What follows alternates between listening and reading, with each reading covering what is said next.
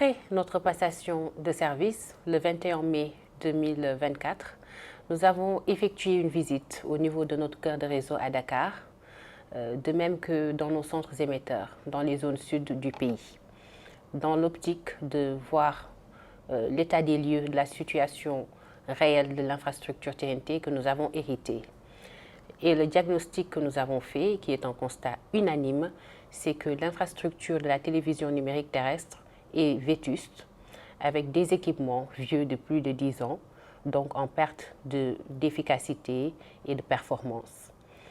Et ce n'est pas cela seulement qu'on note parmi les difficultés que l'on rencontre. À côté, il y a l'absence de contrat de support de maintenance et bien entendu un budget d'investissement criard. Et sans oublier la lourdeur des dettes héritées qui se sont accumulées et que TDS reste devoir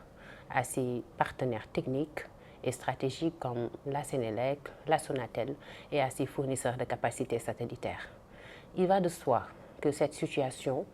impacte sur la qualité du signal que l'on émet et qui doivent arriver dans les foyers des millions de Sénégalais que nous sommes. Et donc le plaidoyer que nous faisons aujourd'hui, c'est de dire au pouvoir public qu'il est important de veiller à préserver le patrimoine numérique de l'État du Sénégal, car la télédiffusion du Sénégal aujourd'hui, qui est un nouvel acteur de la chaîne de l'audiovisuel, est le garant de la souveraineté de l'État en matière de diffusion. Et fort heureusement, les autorités ont compris cela et Monsieur le ministre Alioune Sall, qui est notre tutelle,